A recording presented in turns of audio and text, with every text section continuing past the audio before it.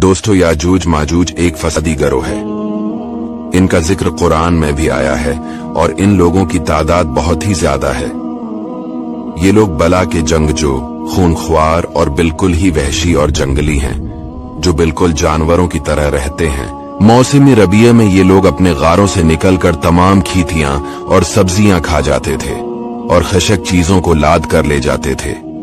आदमियों और जंगली जानवरों, यहाँ तक कि सांप, बिच्छू और हर छोटे बड़े जानवर को खा जाते थे।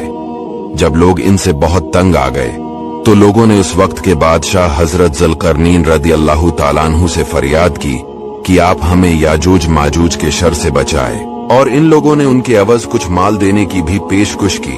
तो हजरत ज़ुल्करनैन ने फरमाया कि मुझे तुम्हारे माल की जरूरत नहीं है, अल्लाह ताला ने मुझे सब कुछ दिया है, बस तुम लोग जिस्मानी मेहनत से मेरी मदद करो। चुनांचे आपने दोनों पहाड़ों के दरमियान बुनियाद खदवाई। जब पानी निकल आया तो इस पर पिघलाए तांबे के गारे से पत्थर जमाए गए और लोहे के तख्ते नीचे ऊपर चनकर उनके दरमियान में लकड़ी और कोयला भरवा दिया और उसमें आग लगवा दी। इस तरह ये दीवार पहाड़ की बुलंदी तक ऊंची कर दी गई और दोनों पहाड़ों के दरमियान कोई जगह न छोड़ी गई। फिर पिघलाया हुआ तांबा दीवार में पिलाया गया, जो सब मिलकर बहुत ही मजबूत और निहायत मुस्तहकम दीवार बन गई। हदीस शरीफ में है कि याजूज माजूज रोजाना इस दीवार को तोड़ते हैं और दिन भर जब मेहनत करते करते इसको तोड़ने के करीब हो जाते हैं तो इनमें से कोई कहता है कि अब चलो बाकी को कल तोड़ डालेंगे। दूसरे दिन जब वो लोग आते हैं तो खुदा के हुक्म से वो दीवार पहले से भी ज्यादा मजबूत हो जाती है। जब इस दीवार के टूटने का वक्त आएगा तो इनमें से कोई कहेगा कि अब चलो इंशाअल्लाह कल इस दीवार को तोड़ डालेंगे। इन लोगों के इंशाअल्लाह कहने की बरकत और इस कलमा का ये समरा होगा कि दूसरे दिन दीवार टूट जाएगी। ये कयामत करीब होने का वक्त होगा।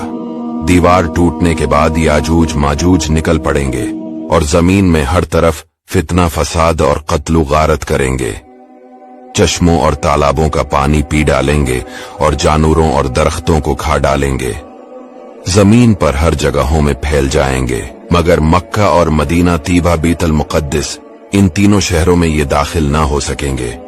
फिर हजरत ईसा अलैहिस्सलाम की दुआ से उन लोगों की गर्दनों में कीड़े पैदा हो जाएंगे और ये सब हलाक हो जाएंगे। फिर अल्लाह ताला ऐसे परंदे भेजेगा, वो परंदे इन लाशों को वहां फेंक देंगे जहां अल्लाह ताला चाहे। फिर अल्लाह ताला एक आलमगीर बारिश भेजेगा जिससे जमीन बिल्कुल साफ हो जाएगी। इस बारिश की वजह से जमीन की पैदावार में बड़ी तरक्की होगी, यहां तक कि एक अनार एक जमात के लिए काफी होगा। हजरत ईसा अलैहिस्सलाम दुनिया में 40 साल रहेंगे।